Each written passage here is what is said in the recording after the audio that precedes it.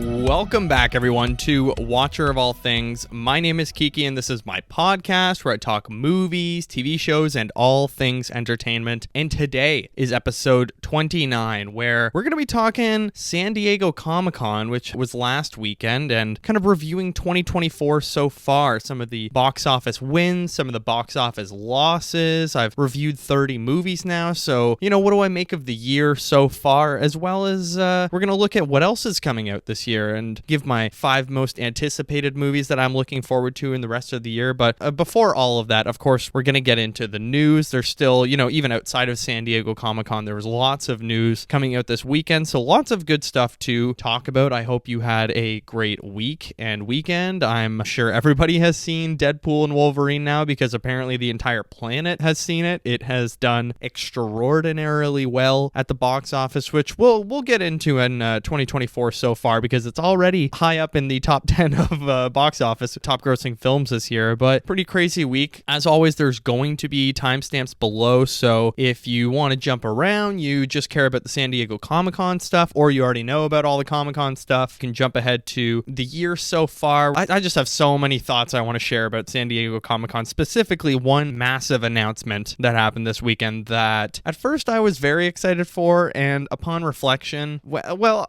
I'll get there. But before we get into all that, let's get into the news.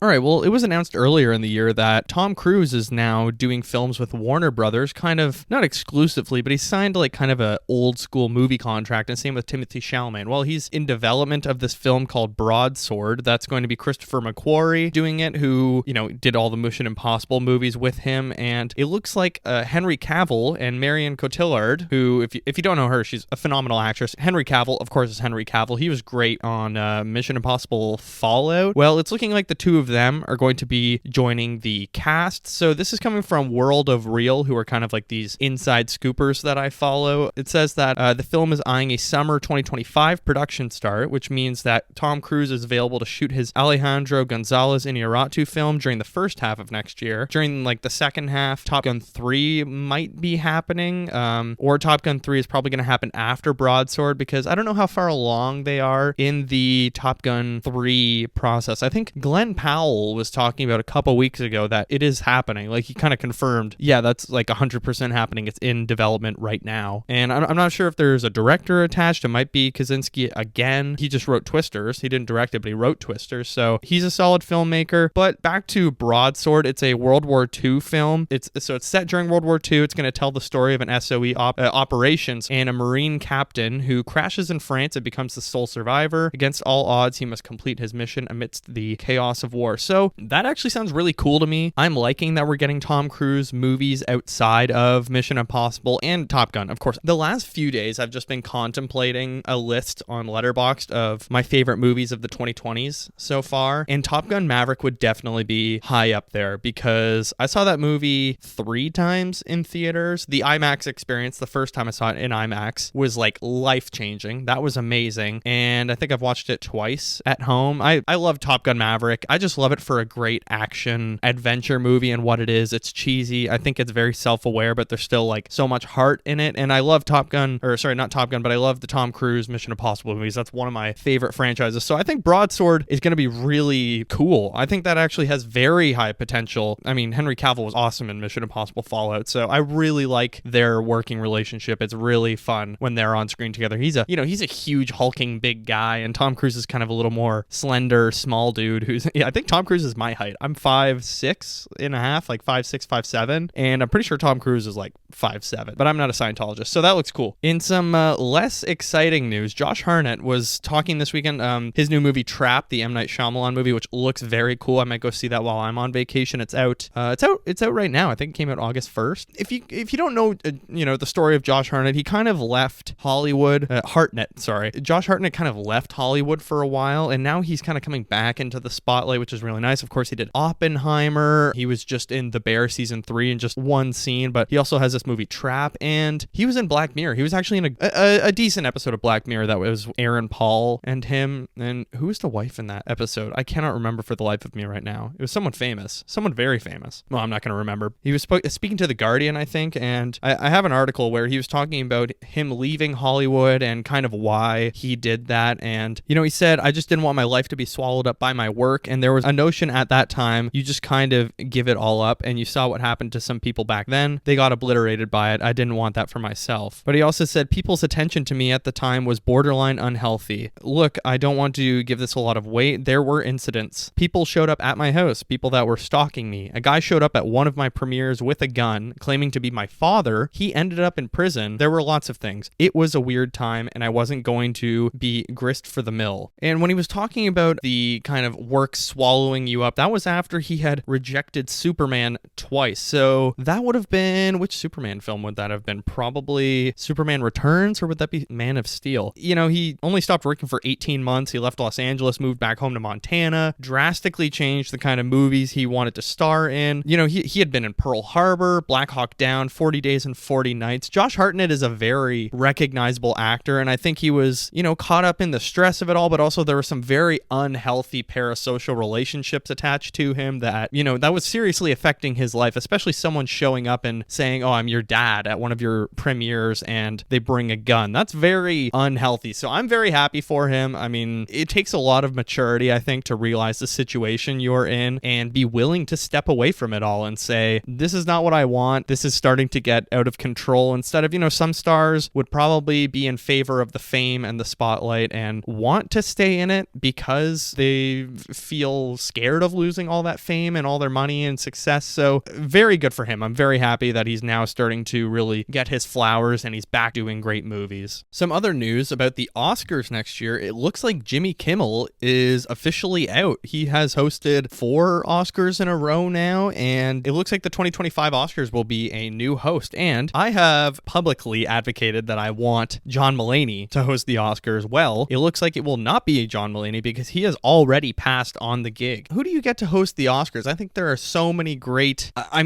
this is just like a random thought that popped into my head, but Hugh Jackman, I think he's shown on the Deadpool and Wolverine press tour, and he's hosted the Oscars before. I think he hosted them 2004, 2007, and he knocked it out of the park. So I think he could be a very good choice. He's very funny. He can sing, he can dance, he can host things. I think he's hosted the Tonys as well. So I'm not going to say I'm upset that Jimmy Kimmel is leaving. I don't find Jimmy Kimmel funny. Other than Fallon, probably my least favorite late night host. I think it's Fallon and Kimmel are the two. I think that's probably a good move. Take it in another direction. Let someone else step in. Just don't get that guy that hosted the Golden Globes. He was terrible. That was brutal. And he got the job like 3 weeks before and absolutely, what was his name? That was truly terrible when he hosted. We got a trailer for A Complete Unknown, the new Bob Dylan movie where Timothée Chalamet is playing Bob Dylan, and online experts and Bob Dylan experts were apparently praising and embracing and losing their mind at how good Timothée Chalamet was. Like, even the most cynical fans are now excited as what Variety was reporting. I watched the trailer. I thought it looks very interesting, and I have been vocal on here about how much I do not like biopics. I don't like the films where we're following someone playing a historical figure and it just praises them the whole time. I don't know, and I think Bob Dylan is a very tough one to play. He's one of the most iconic, musicians for a lot of people, certainly the previous generation, but a lot of people still love Bob Dylan. So it looks really good, though. I have to say, James Mangold, I think he's done a very stellar job with this, and I'm actually looking forward to it now, which I didn't think I would be saying like a year ago or whatever, whenever I heard that this was happening, when the news first came out. Yeah, Bob Dylan movie, experts are loving it. People that don't listen to Bob Dylan, like myself, are looking forward to it. I'm very excited for the Bob Dylan movie with Timothée Chalamet, and I'm even more excited for his ping pong movie. But yeah, I think the singing looked decent. It actually actually was a very beautiful looking film. Like James Mangold, I don't know, he doesn't really make ugly movies. Like even his Wolverine movies were both gorgeous, and I mean Indiana Jones is Indiana Jones. That's different. And I think I'm gonna actually wrap the news up there because we still have, I mean, there's a bunch of other news to talk about with San Diego Comic-Con. It's literally all news. So yeah, as I said, there's timestamps below if you want to just listen to the San Diego Comic-Con stuff, or you want to jump ahead to 2024 so far, you can do that. What else I watched, all that good stuff. Let's get into it. I have to say, this kind of felt like a Comic-Con of old. Remember the olden days when the internet used to blow up at San Diego Comic-Con because there wasn't the Disney 23 Expo or DC Fandom or whatever it is? Like, everybody invested in San Diego Comic-Con, and I think this year it kind of felt like a return to form. I think DC was a little bit lighter than anything else, but we had the welcome additions of Invincible and The Boys, which I'm going to get into first. Yeah, let me just say, I actually was very excited by most of the stuff I read about or watched at San Diego Comic-Con this weekend. I really have enjoyed Comic-Con, like since, I don't know, I was 14. It's just that weekend I've always just been glued to my phone, wanting to know what's happening. So this was kind of a fun weekend, and I think the panel I was most happy with was probably the Marvel one, because I am now cautiously optimistic for the future of Marshall. Who the what? Marshall. Marvel. I'm cautiously optimistic. I think DC is kind of hiding things back a little bit because they don't have too much to announce yet, but they still have some good stuff that I'm going to get into. Okay, let's start with Invincible. We got our first look at season 3. The creator, Robert Kirkman, was talking about season 3 and saying that Mark Grayson's going to be wearing his new the blue suit, which apparently in the comics is like his darkest and most intense era, is how Robert Kirkman phrased it. Robert Kirkman said, "I feel like we're just getting started. I'm very hopeful that the show can be around for a while. With season 4, we're really hitting our stride. There's really exciting stuff coming up in season 4. So he's not even just talking about season 3. They have already renewed it for season 4 this week on Comic-Con weekend is actually what they announced. So I think it was said that season 3 is looking to come out early 2025. And look, season 2, I will say, disappointed me, but I think overall the story was good, but it was that mid-season break absolutely killed the momentum. Just as I was getting into it, we have to wait like 6 weeks for new episodes. I thought that was a terrible decision. I would rather you just wait 6 weeks to release it all week to week, and we get all 8 episodes 8 weeks in a row, rather than put those 6 weeks as a break because you need to finish production. Like, I would rather just get the entire finished product every week consistently than have to have this weird momentum kill in between. And I talked about this when I reviewed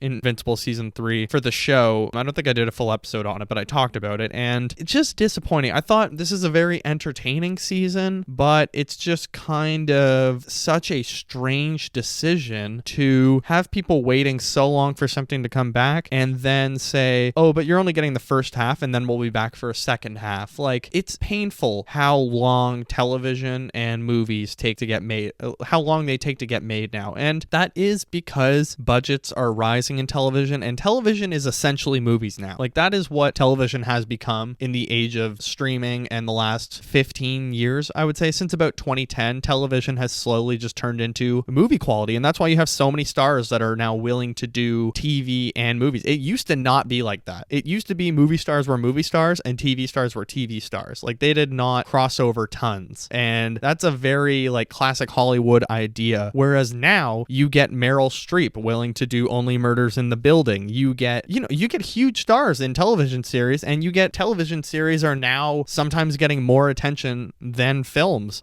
Getting back to Invincible, I am excited. Season 3, I think how it goes kind of is, shit starts to hit the fan for Mark, and he kind of goes into his X Games mode. He dons the blue suit. Things are falling apart, but I'm looking forward to that. I hope we do get it all at once. I really loved Invincible season 1. I've wanted to go back and watch it. Season 2, it was good, but that mid-season break killed me. Okay, The Boys. This was much more news from The Boys universe, as we know already. Season 5 is going to be coming out in in 2026. It is the final season. That's going to be it. But they announced some other things and they gave updates on Gen V. So it looks like Jensen Ackles and the actress who played Stormfront in season 3, was that season 2 that she was in, the Nazi lady. Well, they're going to have their own seasons, their own TV show, sorry. It's a prequel set in 1950s New York called Vought Rising, and it's kind of like a murder mystery show, and it was really cool to see the announcement. Obviously, Jensen Ackles already knew. Perhaps he thought it was just in development and not like officially greenlit yet, but he had signed on. So they had him read the official announcement, but he didn't know what he was reading. Like, they didn't tell him, hey, you're going to read something out on stage. They just brought him on because he's going to be in season 5 of The Boys. It is interesting to me, and everyone has commented on this. I'm not the only one saying this, so I'm not claiming to be on some soapbox or whatever. It is interesting how the whole idea of The Boys, they've just been making fun of like the Marvel Cinematic Universe every year and DC Universe and all these superhero cinematic universes, and yet they keep making new shows and doing spin-offs. It's just, I don't know, it's kind of the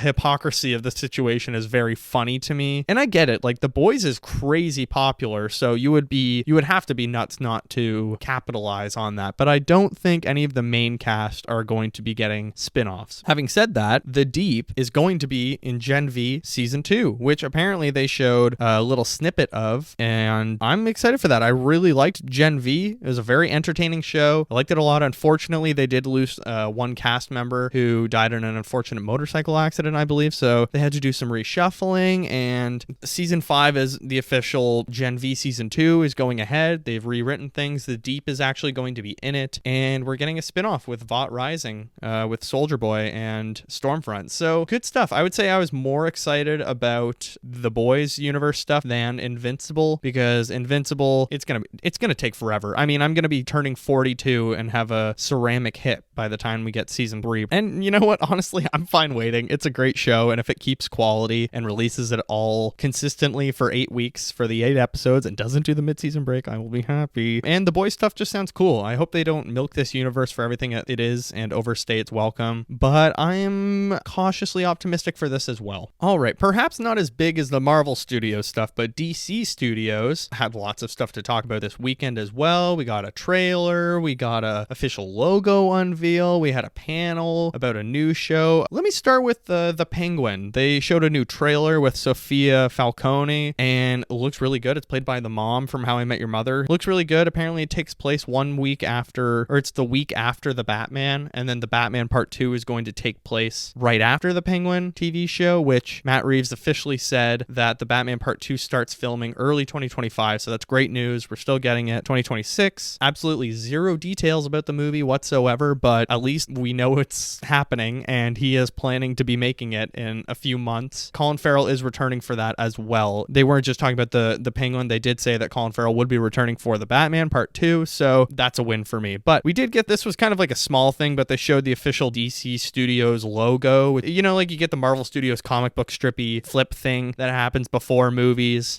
before all the MCU movies. They basically just showed that of the DC Studios. It's pretty cool. It's like the old school Superman ripping chains off his chest, and then it flips into this nice circular DC logo. I like that. Yeah, sorry, just to cap off the Penguin thoughts. Trailer looks great. I'm extremely excited for that show. I trust Matt Reeves and everybody involved in the Batman, and we're going to talk about something in a second as well that he was involved with that's also Batman related. But yeah, there was also Superman and Lois season 4, which is the final season of that show, I believe. I've never watched it. Apparently it's amazing and really good, and people love Superman and Lois. It's the last CW show, which is kind of iconic because Smallville, for people that can remember Smallville like I can, was the first CW superhero show, and the final one is also going to be a Superman superhero show. So kind of cool. They talked about Harley Quinn season 5, the animated comedy that's on HBO Max, or just Max. What are we calling it now? What's the deal? I thought they broke up the two again because now the Penguin is an HBO original series. Whatever. Anyways, Harley Quinn season 5, a show that a lot of people love and find hilarious. I'm yet to watch it, but honestly, I might check it out because it does get very good reviews. They said it's coming out. They didn't give an exact date, but they said, don't worry, it will be coming up soon, and we will announce an official thing soon. My Adventures with Superman, they had a little panel for that, which I haven't watched the season finale of season 2 yet, but it looks like Superboy is going to be in the next next season, which is good that it's getting a third season. I'm very happy about that. I enjoy that show a lot. We also got a Creature Commandos trailer, which is kind of the official first DC Studios thing. I want to say, like,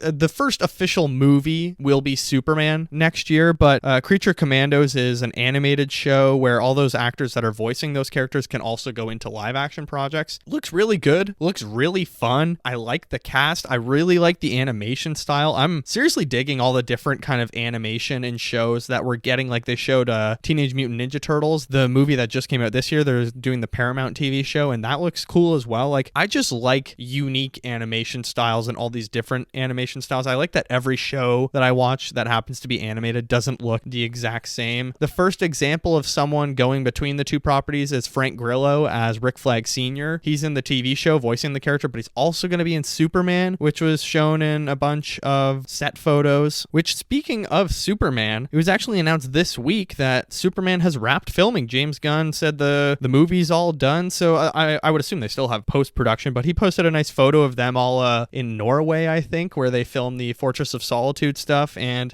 he posted a nice caption saying, "And that's a wrap. God bless our cast and crew whose commitment, creativity, and hard work have brought this project to life. I set out to make a movie about a good man in a world that isn't always so much. The goodness and kindness and love I've encountered on a daily basis on the set has inspired me and thrust me forward when I felt too spent to move on my own." Just very nice. Lots of people commenting. He continued with, "Thank you all from the bottom of my heart. It has been an honor. The destination has been Superman, but the journey has been the toil and the laughter and the emotions and the ideas and magic we've shared together on set. And for that, I am forever grateful." I'm very much looking forward to that movie. I don't know how many times I have to hype up Superman on this show. I am just so looking forward to it, especially after seeing David Corn Sweat and Twisters. I think he just seems like a very solid actor. I've watched 2 things with him now, and in both things, I've loved him despite playing extremely different characters. I love everything James Gunn that he's done and I've seen. I have enjoyed, whether that be Suicide Squad, which apparently is officially not in the DC universe anymore, so like it's not canon. Even the Guardians Christmas special, of course, the Guardians trilogy, Peacemaker as well. Peacemaker rocked. That was such a hilarious show. I was so excited for it every single week. There was a good stretch in my 4th year of university where I had Succession, what was it? Succession, Better Call Saul, and Peacemaker all every week. I don't know if, no, maybe not Better Call Saul. That was a summer show, but I think it was Succession and Peacemaker every week, and I was just blissfully happy. I love having my shows every week, okay? That's a simple thing in life.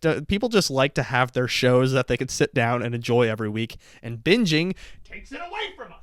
Sorry. Okay, some good news that came from DC. They had a nice panel on Batman the Caped Crusader, which is now out. It is getting insane reviews, 100% on Rotten Tomatoes. A couple of different reviews I've seen. Quote, "It's the best piece of Batman media in a decade. Breath of fresh air in that it's attempting to tell a Batman story with creativity, care, and an eye for the character." A lot of like very positive reviews, and even the most harsh reviews that I saw were still very happy with what they saw in the Batman Caped Crusader. So I'm very excited to watch that. I'll talk about Batman the Animated Series and what else I watched this week, because I was watching a bunch of that last week, and it's still a great show. I have it all on Blu-ray. Absolutely love Batman the Animated Series. But yeah, DC Studios, I think next year is going to be actually Superman will come out a week before or a few weeks before San Diego Comic-Con. So okay, next year won't be massive Superman wise, but definitely they'll be able to show the Batman. Perhaps they'll show something for the Batman, or at least acknowledge it and talk about it. By then they'll have lots more projects in development, like Supergirl, Woman of Tomorrow is apparently going to come out in early 2026. I think that was the idea, or summer 2026, sorry, like May. I think next year will be a much bigger year for San Diego Comic-Con for DC, at least, right? This year they're kind of in a transitional period where, they're still getting rid of that piece of shit Zack Snyder universe and all these failed reboot attempts, and they're kind of just passing the baton over right now and saying, okay, we still have to release all the old stuff, but look, we're wiping our hands clean, we're moving on, we're getting into fresh material,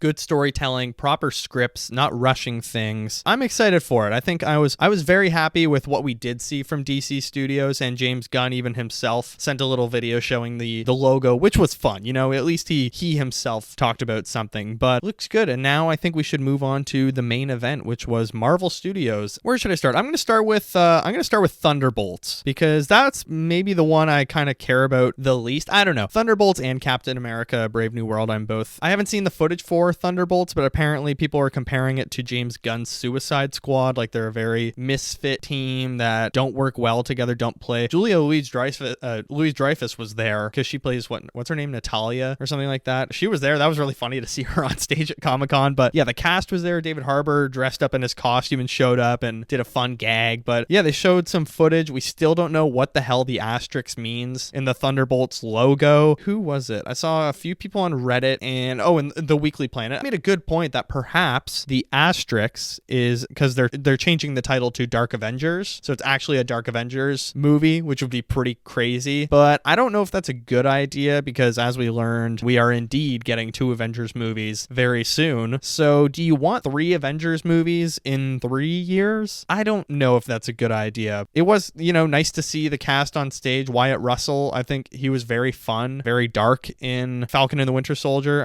I thought that was a decent show, other than the finale was kind of a letdown. Like most of the Marvel shows, I think the finales are where they're really struggling to stick the landing. But yeah, that looked cool. Okay, Captain America Brave New World. They talked about a villain. Giancarlo Esposito finally said who he's playing, and it is interesting because he has been on record saying a bunch of times, absolutely no one has guessed who I'm playing. I have not heard one correct guess of who I'm playing. And if you don't know, they have reshot this movie like completely. They've pretty much filmed it twice all together, and they brought him in very late in the game. I think he had like 2 weeks of shoots on the movie, and he's a whole new character that they added into the script. It's probably going to be the most expensive movie of all time just because they have had to film it twice. Having said that, like seeing the trailer, I wasn't shaking my head and like embarrassed watching it. I was actually like, you know what? This kind of looks interesting. And I think the Harrison Ford aspect is interesting. He looks like he's actually trying in the movie, which I love. It's nice when Harrison Ford is actually trying in movies. It makes it enjoyable. I think he could be an interesting president. And I think like my new favorite thing that I've been enjoying over the years, but has now been confirmed as my favorite thing, is Harrison Ford going to Comic-Con or being interviewed by people that ask him about comic booky things like, oh, tell me about Red Hulk. And he's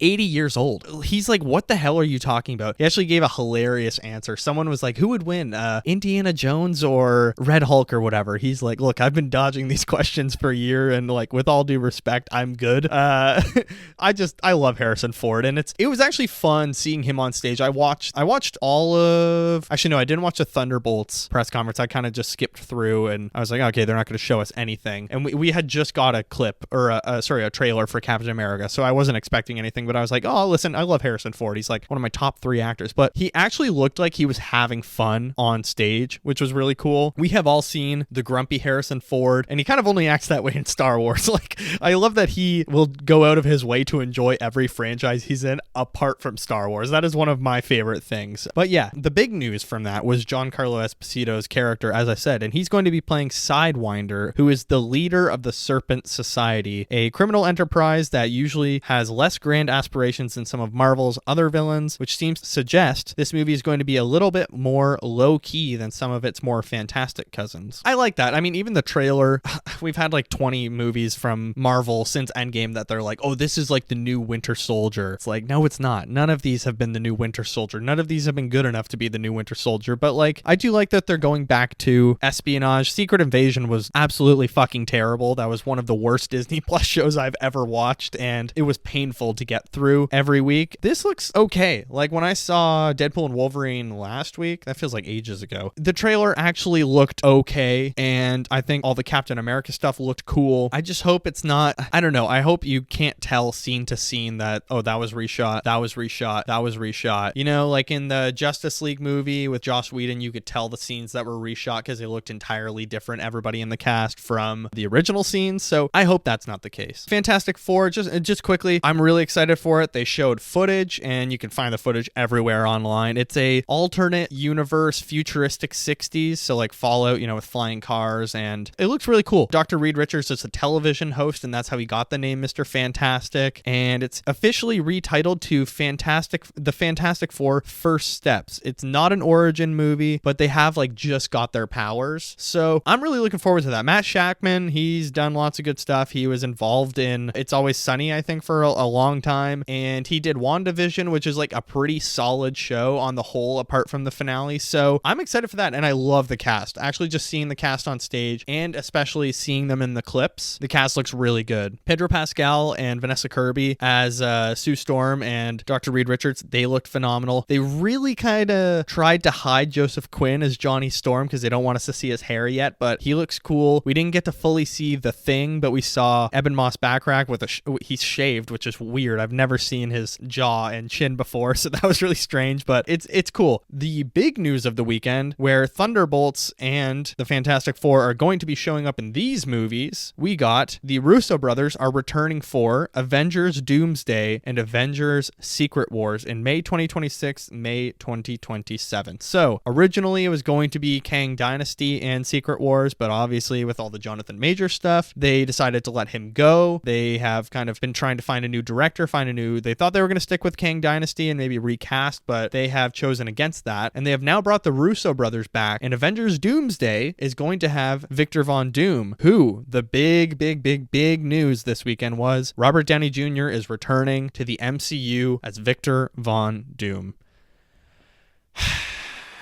I thought it was really cool when it was announced. It was late Saturday night. Saw the video. Hall H went crazy. I was like, oh, that's hype. That kind of feels like the old days of Comic-Con. And as it sat with me over the last few days, I think it is such a safe and kind of boring choice. I would rather they had brought him back as a Tony Stark variant than Doctor Doom. Like, I don't know. There's so many. Jamie Dornan would be my top pick for Doctor Doom. I think he would have been cool. And he's not going to be, Robert Downey Jr. is not going to be a Tony Stark variant that is Doctor Doom. It has been said that he is playing Victor Von Doom. So I don't know. It's interesting, but it kind of feels like a very safe and throwaway decision from Marvel. It's not that exciting. It's crazy that he's coming back. I mean, it's been 5 years since Avengers Endgame, but that doesn't really feel long enough to me. It feels like we just saw Avengers Endgame. So it's cool. It was really fun to see the reaction. They brought him on stage, but he was in a mask and a costume standing behind a bunch of other Doom character dress-up people, and then he walked out and they introduced him and people just lost their shit. That was really fun to see. Like, that's stuff that you love at Comic-Con. That's classic Comic-Con stuff. But just sitting with me over the last few days, I don't know, there's just so many other interesting actors out there that I think would like kill it as Victor Von Doom. So a little disappointing, but at least look, if it works and it's great, I'm going to be happy, and I will be happy to eat my cake. I don't know, eat my cake, eat my words, whatever. I will eat if it's a good choice. So it is what it is. I think I'm more looking forward to seeing what the Avengers movies are going to be. I think Doomsday is going to be really cool. Secret Wars is probably going to be an absolute cameo fest, but I just hope it's good, and I hope they maybe really restrict the cameos like they did in Deadpool and Wolverine. They were really smart in how many cameos they did. I think the cameos weren't like absolutely insane out of this world cameos in Deadpool and Wolverine, but they were pretty wild. But they didn't have like a cameo per minute in the movie, which I enjoyed, and I hope Marvel kind of restrains themselves a little bit in Secret Wars, which is all about like the multiverse, fights and stuff like that, or whatever like that. They actually threw a boatload of money at the Russo brothers and Robert Downey Jr. to come back, and Robert Downey Jr. actually said that he would only come back if the Russo brothers were directing. Like, I guess I haven't even addressed that the Russo brothers are coming back. I think that's fine. They do very well in the Marvel formula, and it means we won't get movies from them outside of Marvel, which they have done pretty much just stinkers outside of Marvel. Like, they did that TV show Citadel, which was a ripoff of Tenet, or at least all the promo stuff was just a ripoff of Tenet. They did The Gray Man, which is an extremely average, throw it on in the background while you're doing laundry movie, but fun. So I think they just do well in what they know, which is the Marvel stuff. I think they do well when they're just in the Marvel toy house, and they collaborate very well with Kevin Feige. It's going to be one of the same writers, Stephen McFeely. He's coming back, but the second writer isn't. I don't know. I think those could be very good movies. I really liked every movie that the Russo brothers did with Marvel already. I think everything they have done is very great. So like I said, I think the theme of this week is cautiously optimistic. San Diego Comic-Con, overall, very good stuff. I mean, I think these will be the most expensive movies ever. Like, they've just reshot Captain America, and now they're going to be throwing boatloads of money at these new 2 Avengers movies, and the multiverse saga has not worked. I think it has not worked. Almost every movie. I think we've had maybe 2 or 3. I think we've only had one really, really great movie in Marvel since Endgame, and that's Guardians 3 for me. And the rest have felt like something's missing or kind of what's the point and a little bit aimless. And I think they've struggled to find a through line in the universe since Endgame. I think they should have taken a break for a while. Maybe I would have taken like 3 or 4 years, or maybe even 5 years after Endgame. I think you would want to take a little bit of a break and let audiences miss it, because you've just made the top grossing movie of all time. I think it is. Or did Avatar take it back? Or Titanic? I don't know. It's one of the, top 3 grossing highest films of all time. So we'll see how it goes. It's been 5 years now. I think after Secret Wars, they need to do a giant reboot of the universe. And maybe one day we get a new Iron Man, we get a new Captain America, but I think they need to completely reboot it, and then following Secret Wars really just focused on the X-Men and the Fantastic Four and the mutants. I think that would be good.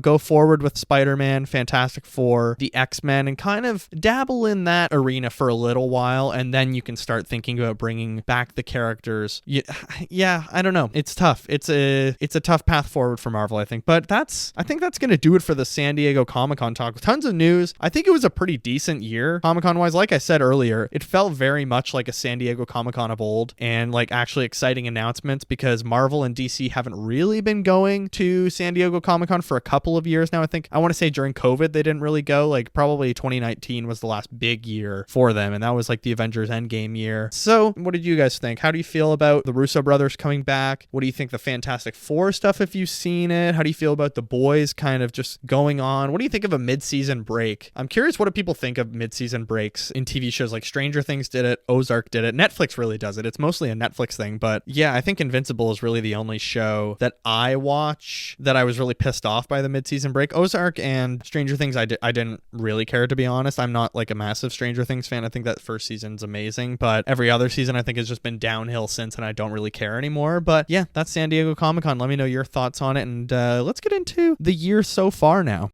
Well, it's August, and we are officially way over halfway through the year. If my math is correct, out of 12 months, and we're in the 8th month, that means we are definitely over halfway through the year. Last week, I watched 2 more new movies, and I officially hit 30 films watched this year of 2024 releases. So I thought this would be a good week to just quickly kind of, do a temperature check. What have we thought of the year so far? I think I'm going to go over the top 10 box office winners this year so far, like highest grossing films. Then maybe we'll just talk about my thoughts on after 30 movies, how am I feeling, and I'll give you my top 3, my bottom 3, and then what else is coming out this year, my top 5 most anticipated movies. So let's start with the top 10 box office movies so far of 2024. Number 10 is absolutely shocking to me. It's the Garfield movie, which grossed $222 million on a budget of $60 million, so a profit of $162 million, despite being pretty critically panned with a 35% on Rotten Tomatoes with an 80% audience score. I'm shocked that beat out the movie that's below it, which is Twisters. Although Twisters has only been out for 3 weeks now, and it's still going very strong despite Deadpool and Wolverine's best efforts of absolutely killing it. Number 9, we have A Quiet Place Day 1, grossed $254 million on a budget of $67 million, so that's very decent. That's a profit of $187 million.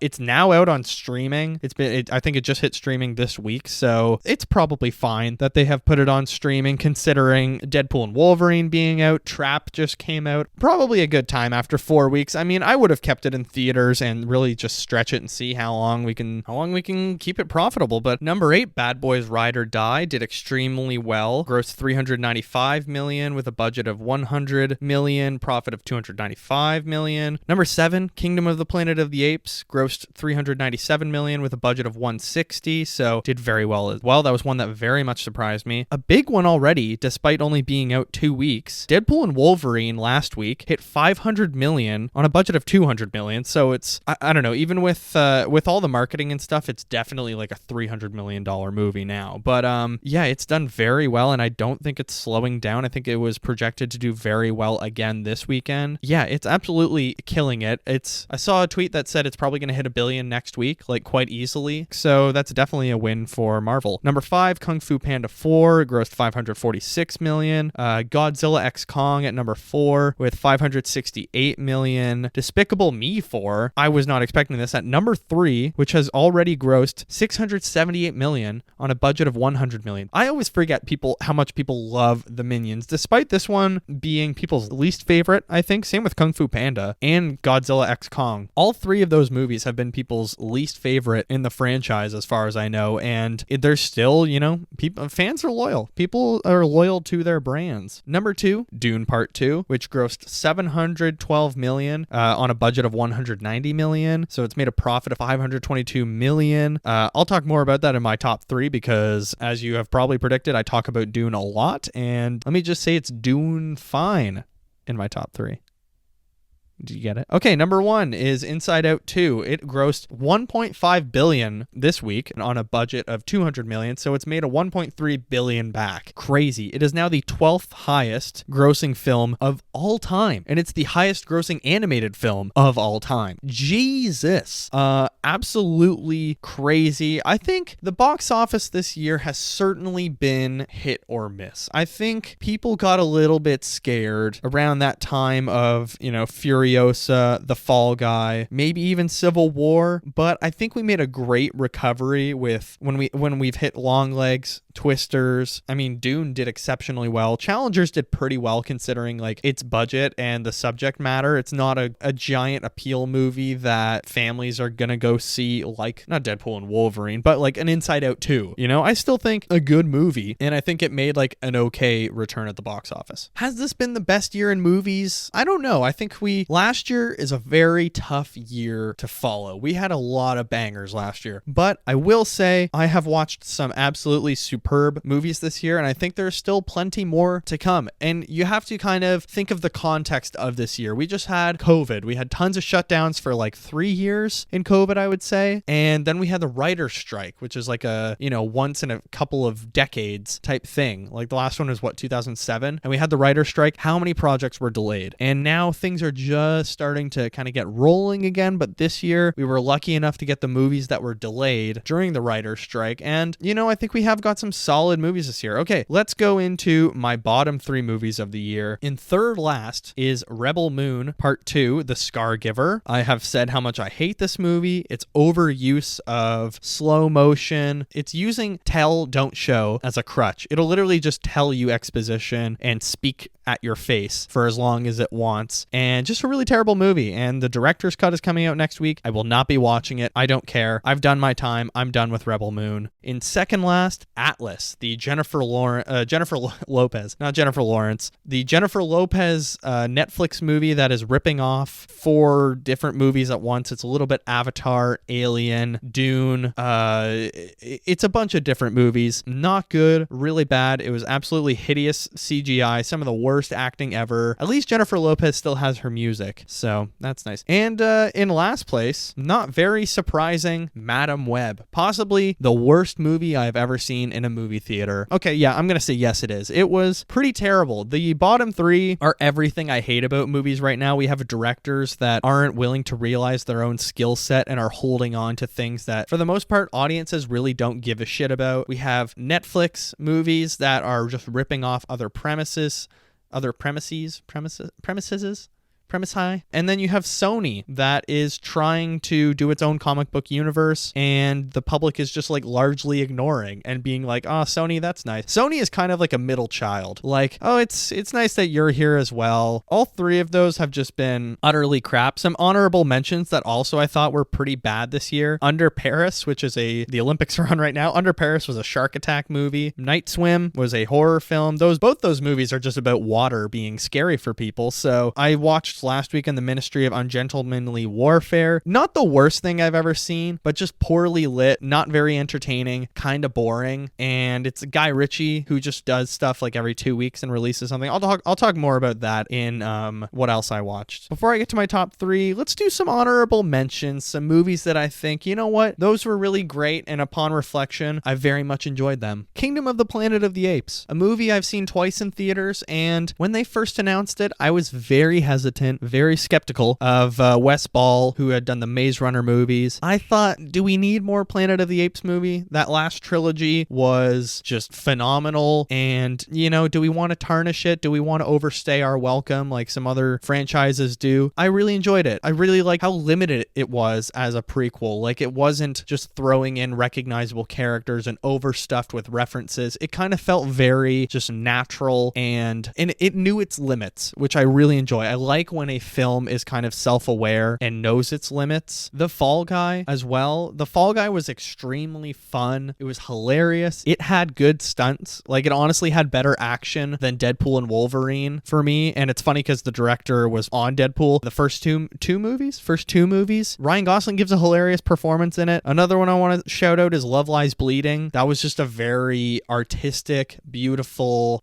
just a nice like love crime thriller, which I enjoyed. And I like that it showed queer characters that aren't struggling to be themselves. They're just happy being queer and they're allowed to exist, and their life doesn't have to be existential dread. Like, they just are who they are, and it's just them existing in a story. That was very nice. And Longlegs. I thought Longlegs was fantastic. I would absolutely watch it again. Those are the movies that I think I've thought about a lot this year that didn't make my top 3, which who knows. I have them ranked on Letterboxd, but like they kind of change every week of what I I enjoyed more than others, and I don't know. It's like it almost feels kind of scummy applying a number to a movie, because it's like, am I ranking this on enjoyment or like quality? But what is quality? Like, what's subjective, what's objective, if that makes sense. But let's get into my top 3. In third place, Furiosa, a Mad Max saga, a wonderful action movie with great performances, great storytelling. I seriously love the story of it. It's a prequel that is done so well, and it has perfect amount of Easter eggs and like teasers and things that are, that are explained again, even though they're already known if you've seen the other movies. But I feel like it's a movie that you could just watch by itself, which is really great in prequels. I think that you can just watch a movie by itself. It feels self-contained. It doesn't have the other movies as a crutch. I really loved it. I thought Anya Taylor-Joy was fantastic as Furiosa, which is hard to follow Charlize Theron in that role. She was revolutionary in Fury Road, but Furiosa, every time there's a clip online, I watch it. I've thought about that scene of her and Dementis at the end of the movie a trillion times. I think about that line delivery from Anya Taylor-Joy where she says, "I want them back." Piss and vinegar behind that line, the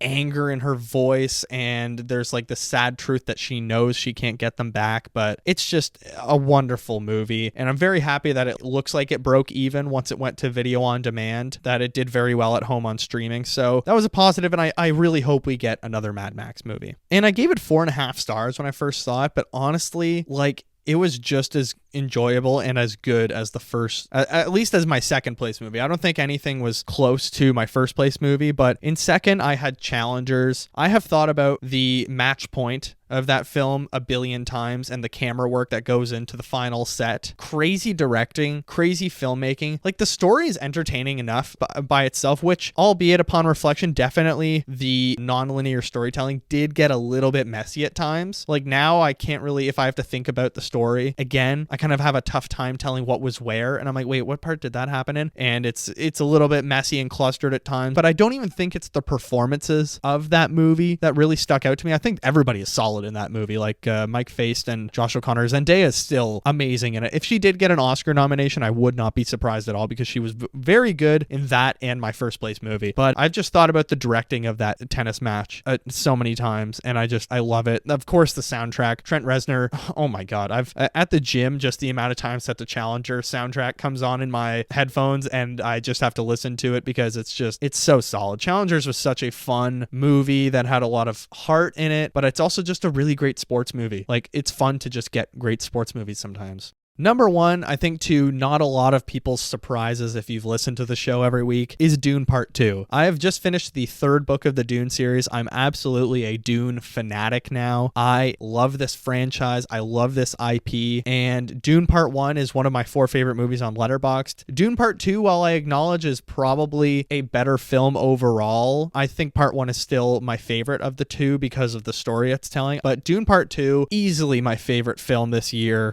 I've only given 2 5-star films this year, and that's Challengers and Dune Part 2. Now I'm thinking, like, upon a rewatch, I would probably give Furiosa 5 stars because it has been stuck in my head so many times. But Dune Part 2, amazing performances, a gorgeous film. It's one of the best looking movies. The story is so perfect, especially after reading the book. I find my appreciation for Dune Part 2 is growing more and more. How they changed the story from the book and the characters, how they gave agency, and it's way less gendered than the books. Like, women are very much put on the back burner in the books, and I liked how much they changed gender-wise in the films, and they made it a little more relevant to our times and a little more relatable and like just more culturally appropriate. But also I think Denis Villeneuve paid so much respect to the source material and just adapts it beautifully. I think Timothée Chalamet, if he got an Oscar nomination, I would absolutely advocate that he wins. He might even get it for Bob Dylan if that turns out being really good. But Dune Part 2 is a movie I've already watched 4 times because I just love it so much. Like, so far, I think this has been a very solid year for movies. I think we are getting better and better after COVID. I think we are getting better movies every year and every year. And even this year, we're still getting tons of good movies. Here are my 5, not in any particular order, my top 5 most anticipated movies up to the end of this year. Alien Romulus, every trailer I've seen has looked so good. When I saw Deadpool and Wolverine in IMAX, they played the trailer. It looked absolutely perfect. I'm so excited for that. After that, Beetlejuice 2. I know that sounds so stupid, but I loved the first Beetlejuice movie. I've seen it once, and it's just a hilarious movie, and I'm so curious that it's not like I'm actually excited for Beetlejuice 2. It's just that the anticipation of it. Remember, this is my most anticipated movies of the year. I think it's going to be either a steaming, heaping pile of trash, or it's going to be like a pretty funny legacy sequel that brings a classic character back that is a lot of people's favorite Halloween movies. After that is Megalopolis. I think that looks like a absolute dumpster fire of a movie. Francis Ford Coppola is a creep. We've seen the video now of him kissing an extra on set, and apparently he was doing that to multiple women. But I'm just so curious what that movie is going to look like. There's a part where someone interacts with the screen and Adam Driver actually talks to an audience member. Like, there's an orchestra. So how the hell are they going to pull that off in movie theaters? I don't know. After that is Gladiator 2. I think the trailer, a very strange use of music in that trailer, but the movie itself looks like pretty fun. I think that could be cool. And watching the trailer, I was like, it looks like an okay movie. It's just the trailer was very strange. And finally, I would say probably out of the 5, Nosferatu is maybe my most anticipated movie. I've seen the trailer 2 or 3 times now, once in the theater, and then I've watched it twice at home, and all 3 times I just lose my mind watching it. Robert Eggers, it looks amazing. Alien Romulus, I'm very excited for, but I think Nosferatu is my most anticipated movie of the year. What about you guys? What are you looking forward to this year? I only talked about movies so far. I was going to add TV, but I don't feel like making an hour-and-a-half episode or 2-hour episodes. So stuck to the movies that I've watched this year because I hit 30 movies. What about you guys? What's your most anticipated movies for the rest of the year? What have been your top 3 movies this year? What have been your least least favorite movies this year? Let me know and get in touch with the show. But let's move on to what else I watched briefly. All right, to round out my top 30 movies that I've watched so far this year in 2024, I watched Young Woman in the Sea, which is a true story of a swimmer that swam the French Channel, the first woman to ever swim the English Channel. It's the English Channel. I don't know why I said French Channel. The Channel. She swam the Channel in 1927. It stars Daisy Ridley. It was actually very entertaining. If you like kind of historic athlete movies or like historic adventure kind of triumph films, I would definitely recommend it. It's like pretty cheesy for the first hour and a half, and then once she gets into actually swimming the channel, the pacing and the tone completely changes in the movie, and it's so damn good and just horrific. It's scary, it's exciting, it's wholesome. Daisy Ridley is amazing in it. I think she actually gives a very good performance. So it's on Disney Plus, I think Hulu if you're in the States, but I mean there's very little promotion for it. I kind of feel bad. Daisy Ridley has made like a few movies other than Star Wars that are like pretty critically well received, but they just get like no promotion. Like, she made this movie last year called Sometimes I Think About Dying that I think a lot of people really enjoyed, and I'm yet to watch, but I might check that out because Daisy Ridley is just a very seriously stellar actress. As I said, I also watched The Ministry of Ungentlemanly Warfare, which is Henry Cavill, Alan Ritchson, Henry Golding. Not definitely far from my favorite movie this year. I wouldn't even say it was good. I would say it was okay to bad, like around those. It's not a terrible movie, but it's just like poorly lit. You can't really see any of the nighttime scenes. The pacing is pretty bad. Like it honestly slows down like crazy and just not much is happening. It feels like a Temu Inglourious Bastards is what I said in my review on Letterboxd. It's like Mom, can we go see Inglourious Bastards? Oh, we have Inglourious Bastards at home, and that's the Inglourious Bastards at home. And it even has an actor from Inglourious Bastards in it. So not great by any stretch, but if you're looking for kind of a random World War II movie to put on in the background while you're folding your socks, watch that. It's a Netflix movie, so it doesn't look good. It's poorly written, and it's Guy Ritchie. He puts out stuff like literally every 2 months. I think he needs to take a serious break because he just makes some of like the most, mediocre and fine movies. He's not making anything exceptional. He's just churning out things for the sake of it. But let's talk about some good things I watched. In anticipation of Batman the Caped Crusader, which is now on Amazon Prime, I watched, 15 episodes of Batman the Animated Series. I watched from where I had stopped a few months ago, season 1, episode 22 to season 2, episode 9. Man, that show is it's so good. Every episode is just like so unique and fun and has great performances and voice acting, fun animation. It's just classic Batman stuff. Nobody does it like Kevin Conroy. He is the best voice actor for Batman for sure.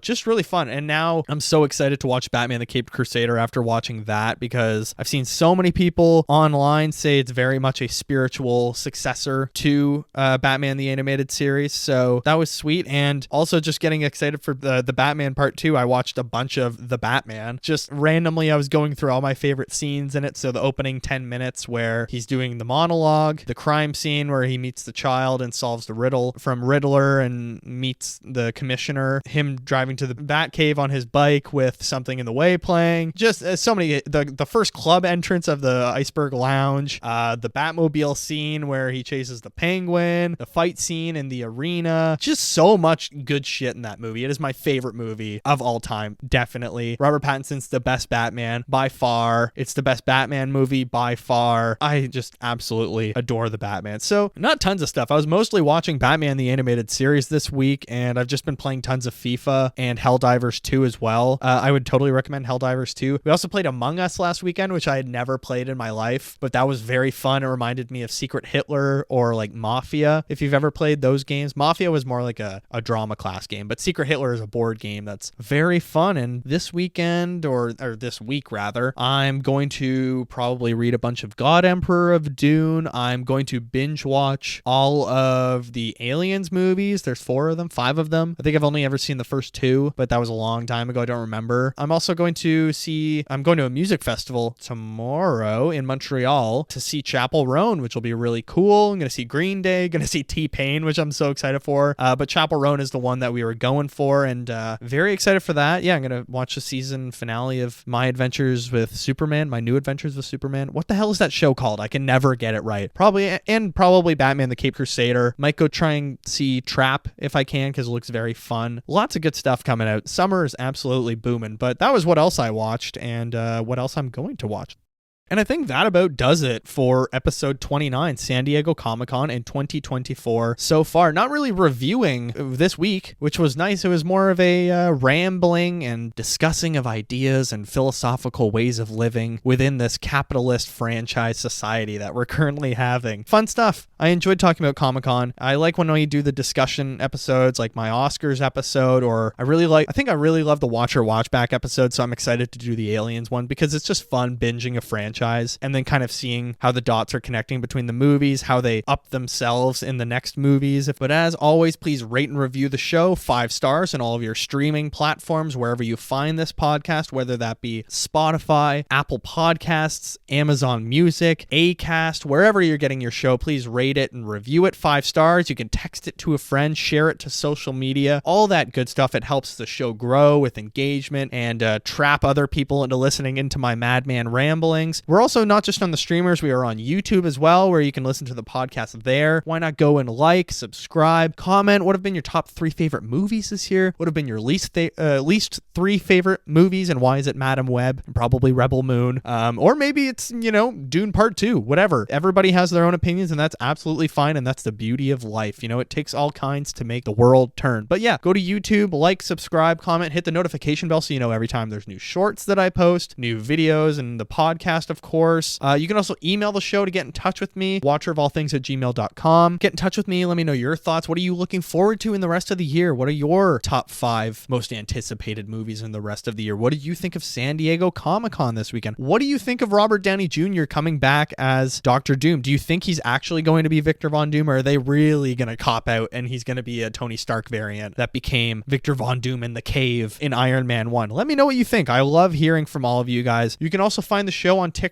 and Instagram. You can find our social media pages there. TikTok is watcher.of.all.things, and the Instagram is just Watcher of All Things. So follow us both there, like all the videos. You can also follow my personal Letterboxd account. That's KikiJ70, KIKIJ70, where you can see my lists. You can go look at my top 30 list this year. You can go to previous years. I think all the way up to 2021 is when I started doing, or when I got Letterboxd in general. So yeah, that's KikiJ70. All that good stuff is linked below under the show notes, as well as the timestamps, of course. As always, if there's something you missed before and you want to go back and listen to, next week, it's a Watcher Watch Back. We're doing the Alien franchise. If you have some time enjoying your early August, go watch all the Aliens movies and you can enjoy the episode as well. It's going to be full of spoilers as well. And then in 2 weeks, Alien Romulus. Maybe I'll go see Trap as well and talk about that and what else I watched. Thank you all so much for the amazing support as always. Lots of people talked to me after the Deadpool and Wolverine episode, and I've actually really enjoyed listening to other people's reviews as well, like Red Letter Media, The Weekly Planet. Very much in the same camp as I was, that